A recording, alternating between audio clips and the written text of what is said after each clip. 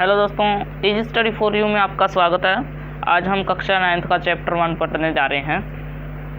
अध्याय का नाम है दो बैलों की कथा। दो बैलों की कथा, ये दो बैल बंधे हुए हैं, इनकी कथा सुनने चैप्टर पढ़ रहे हैं, तो पढ़ना स्टार्ट करते हैं। जानवरों में गधा सबसे बुद्धिहीन समझा जाता है।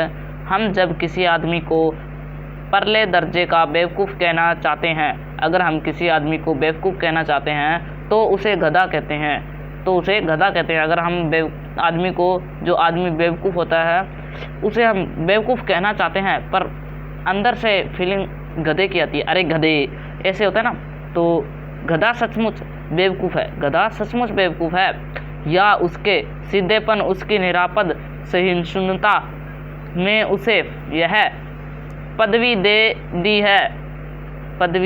दी है कि इसका निश्चय नहीं किया जा सकता, मतलब इसका हम निश्चय नहीं कर सकते हैं।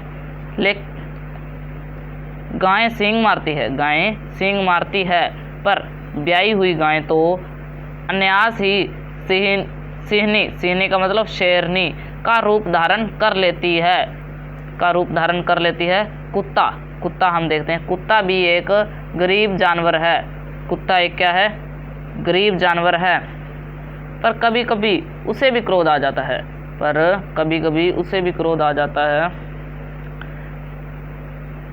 लेकिन कभी कभी उसे भी क्रोध आ जाता है, किंतु गधे को भी कभी क्रोध आता है, पर क्रोध करते नहीं सुना न देखा। क्रोध करते गधे को न सुना न देखा। तो किंतु गधे को भी क्रोध करते सामने नहीं सुना न देखा, पर उसके चेहरे पर कभी असंतोष की छाया भी न दिखाई देगी। विशाख में चाहे एक आध बार कुलेल पर लेता हो, पर हमने तो उसे कभी खुश होते नहीं देखा। गधे को हमने कभी खुश होते नहीं देखा। उसके चेहरे पर विषाद स्थायी रूप से छाया रहता है। विषाद का मतलब वह दुखी रहता है। सुख दुख हानि लाभ किसी भी दशा में उसे बदलते नहीं देखा है। इसका मतलब है ना ही वह सुख रहता है, ना दुख रहता है, ना खुश रहता है, ना ही वह दुखी रहता है।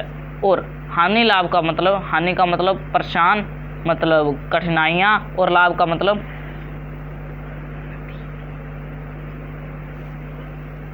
मतलब है उसे कुछ चाहिए, मतलब उसे लाभ हो, जितना पैसा आए, घास चरना आए। इसी तरह लाभ का मतलब है किसी भी दशा में उसे बदलते नहीं देखा है, मतलब ना ही वह सुखी रहता है, ना ही दुखी रहता है, ना ही उसे हानि होती है, ना ही लाभ होता है। तो इस प्रकार गधा की हमने कहानी सुनी है। किसी भी दशा में उसे बदलते नहीं देखा है। ऋषियों मुनियों के जितने गुण हैं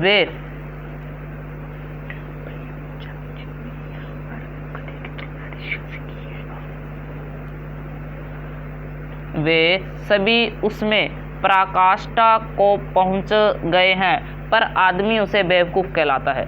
अब देखो, इधर एक कुछ आया है, वो देखो, ये देखो, ऋषि मुनियों के जितने गुण, हम यहाँ तक देखते हैं ऋषि मुनियों। अब ये देखो, जो चैप्टर लिख रहा है ना प्रेमचंद, उसने गधे को ऋषि मुनियों की तरह समझा है, मतलब उसे बेवकूफ़ नहीं समझा है, पर उसे ऋषि मुनियों की तरह समझा है कि जितने भी गुण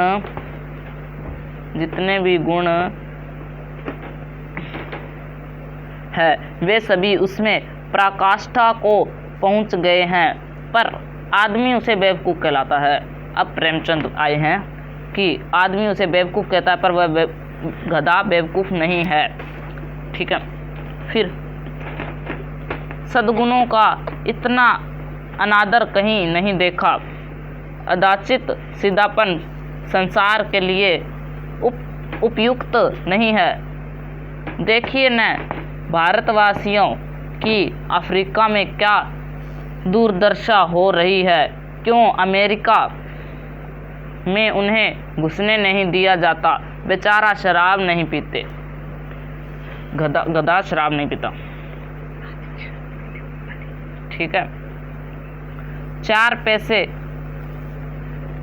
पैसे कुसमें के लिए बचाकर रखते हैं, जी तोड़कर काम करते हैं। जी तोड़कर मतलब बहुत कड़ी मेहनत करके काम करते हैं, किसी से लड़ाई झगड़ा नहीं करते हैं, किसी से लड़ते नहीं हैं, झगड़ते नहीं हैं, बस जी तोड़ के काम करते हैं, मतलब कठिनाई का काम करते हैं। 4 बातें सुन गम खा जाते हैं। 4 बातें सुनकर वह गम खा जाते हैं, पर उससे लड़ाई झगड़ा नहीं करते हैं।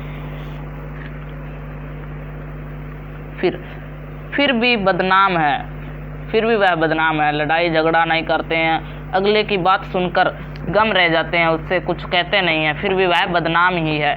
कहा जाता है वे जीवन के आदर्श को नीचा करते हैं। अगर वे भी ईंट का जवाब पत्थर से देना सीख जाते तो शायद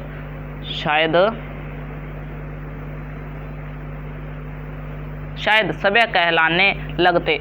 अगर वह ईंट का जवाब पत्थर से देने लगते। ईंट का जवाब पत्थर मतलब जो उसने कहा है उसका जवाब चढ़ा उतारा के देना पड़ता तो वह सभ्य कहलाने लगते। जापान की मिलास सामने है, एक ही विजय ने उसे संसार की सभ्य जातियों के गणन बना दिया। यहाँ तक हमने पढ़ लिया, आगे हम पढ़ेंगे अगले अध्याय में, भाग में। नमस्कार, आगे का भाग मैं कंटिन्यू करूँगा, लेकिन गधे का एक छोटा भाई भी है। गधे का छोटा भाई से क्या मतलब है, यानी कि उससे कम गधा है, ठीक है, और वह कौन है, बैल है। और गधे का मतलब उसके लिए जो गधे का प्रयोग करते हैं हम, जो गधे का प्रयोग करते हैं उसके लिए भी कुछ उसी से मिलते जुलते अर्थ, ठीक है। गधे का जो हम प्रयोग करते हैं, जैसे कि क्या कहते हैं हम, तो गधा है, तेरे को कुछ नहीं आता, उसी के तरीके से एक और हम अर्थ करते हैं कि बच्चिया के ताऊ हो क्या, कुछ आता ही नहीं कि तेरे को, इस तरीके से प्रयोग करते हैं। कुछ लोग बैल को शायद बेवकूफ़ों में सर्वश्रेष्ठ कहेंगे, मगर हमारा विचार ऐसा नहीं है। बैल कभी कभी मारता भी है, कभी कभी अड़ियल बैल भी देखने के में आते हैं, यानी कि जो हिलते ही नहीं है बिल्कुल, कितना भी तुम कोशिश कर लो वो हिलते नहीं। कई अड़ियल बैल इस तरीके से भी होते हैं, और भी कई रीतियों में अपना असंतोष प्रकट कर लेते हैं, यानी कि जैसे कि सींग मार लेते हैं वह, ठीक है। अतः उनका जो स्थान है वो गधे से थोड़ा सा नीचे है। जूड़ी काची, ठीक है, जूड़ी काची अभी कहानी की स्टार्टिंग होगी है। ये पहले गधे के बारे में और बैल के बारे में थोड़ा सा परिचय कराया गया था। अब आ गया जूड़ी काची। तो जूड़ी काची के 2 बैल थी, ठीक है, उनके नाम थे हीरा और मोती। इनके नाम भी याद रखने पड़ेंगे, और जो उनका मालिक है उनका नाम भी जूड़ी काची आपको याद रखना पड़ेगा।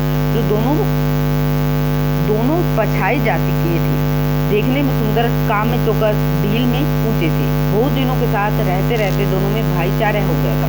दोनों आमने सामने या आसपास बैठे हुए एक दूसरे से मुख्य भाषा में विचार विमर्श करते थे, यानी कि बातचीत करते थे। एक दूसरे के मन की बात कैसे समझ जाता था हम नहीं कह सकते।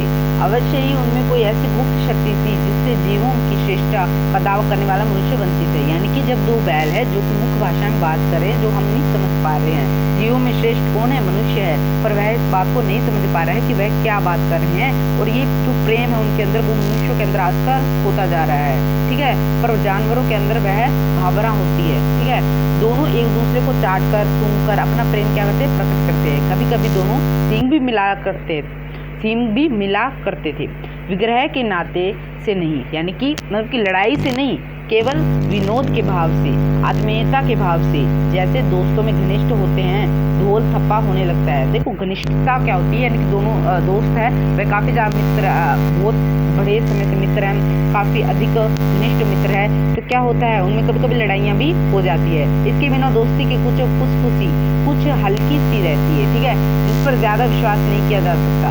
जिस वक्त ये दोनों बैल हल या गाड़ी में जोते जाते हैं और गर्दन हिला कर चलते हैं, उस वक्त हर एक की ही चेष्टा होती है कि ज़्यादा से ज़्यादा बोझ मेरी गर्दन पर रहे। यानी कि अब क्या कह रहे हैं प्रेमचंद जी, ये कह रहे हैं कि जब मतलब थोड़ा सा लड़ाई झगड़ा ना हो ना, दोस्ती पक्की सी नहीं होती है, यानी कि एक नॉर्मल सी दोस्ती रहती है, ठीक है।